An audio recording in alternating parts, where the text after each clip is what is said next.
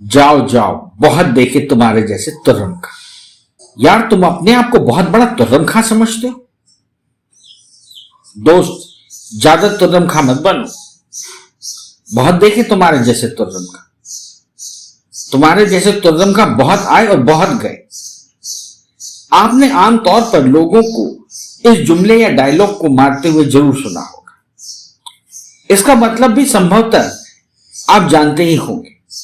जब बहुत ज्यादा कोई हीरोगिरी या रंगबाजी दिखाता है तब हम उसे आमतौर पर तुर्रम खां बोल दिया करते।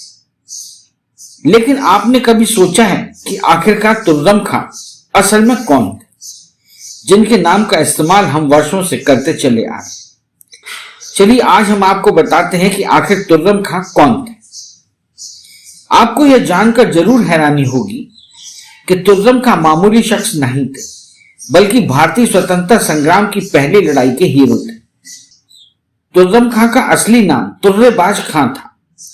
स्वतंत्रता सेनानी मंगल पांडे ने बैरकपुर में जिस आजादी की लड़ाई की शुरुआत की थी, उसी का नेतृत्व हैदराबाद में तुर्रम खां ने किया था। आपको बता दें, तुर्रम खां हैदराबाद के बेगम बाजार में जन्मे थे। उनकी शुरुआती जिंदगी के बारे में जानकारी ज्यादा नहीं है, मगर 1857 की लड़ाई के समय तुर्रम खां का नाम उभर कर आया, जब उन्होंने जमादार चीदा खां को छुड़ाने के लिए ब्रिटिश रेजिमेंट पर हमले की योजना बनाई। दरअसल जमादार चीदा खां को विद्रोही सिपाहियों के खिलाफ दिल्ली कूच करने के लिए कहा गया था, लेकिन उन्होंने दिल्ली जाने से इनकार कर दिया। सभी को यही आशा थी कि निजाम अंग्रेजों के खिलाफ आजादी की इस लड़ाई में साथ देगा, लेकिन वह गद्दार धोखेबाज निकला।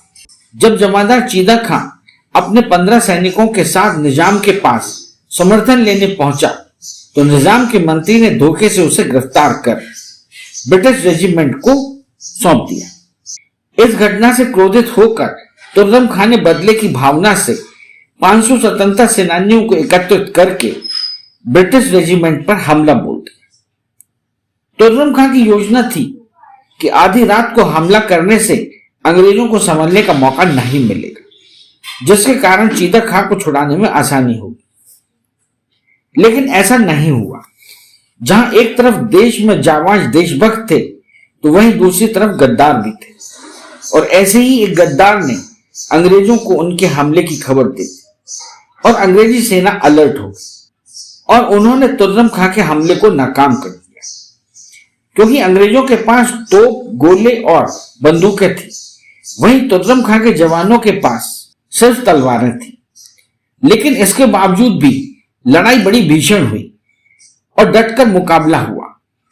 लड़ाई पूरी रात चली, लेकिन अंग्रेज तुर्रम खां और उनके जवानों को काबू नहीं कर सके।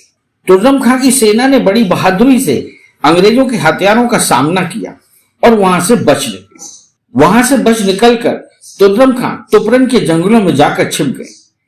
अंग्रेजों ने तुर्रम खां को पकड़ने के लिए 5000 रुपए का इनाम रख दिया, जिसके कारण बहुत से लालची गद्दार उनकी फिराक में लग गए और ऐसे ही एक गद्दार ने उनकी सूचना अंग्रेजों तक पहुंचा दी, जिसके कारण वे पकड़े गए और उन पर तब हैदराबाद कोर्ट में मुकदमा चलाया गया। तुर्रम खां को उनके बाकी साथियों का पता बताने के लिए उन्हें बहुत टॉर्चर किया गया, लेकिन उन्होंने किसी का भी पता नहीं बताया। ऐसे में हैदराबाद कोर्ट ने तुर्रम खां को काला पानी की सजा दे दी। उन्हें जीवन भर सड़ने के लिए अंडमान भेजने की तैयारी शुरू हो।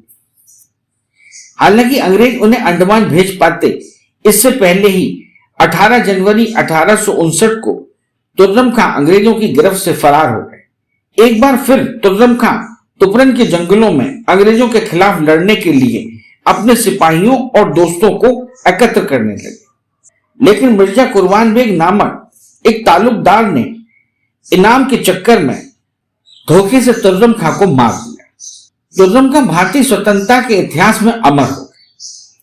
आज तुर्रम खां को एक ऐसे व्यक्ति के रूप में याद किया जाता है जो अपने से कई गुना ज्यादा ताकतवर अंग्रेजों से किसी भी हाल में हार मानने को तैयार नहीं थे। इसी कारण जब भी कोई अंग्रेजों के खिलाफ जाने की जरूरत करता तो अंग्रेज उसे कहते, ज्यादा तुर्रम खां मत बन।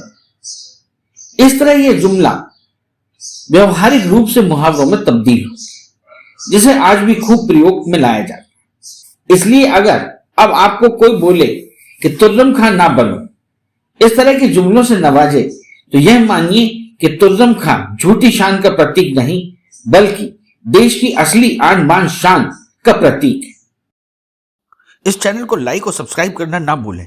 देखते रहिए बंजारा बीट्स।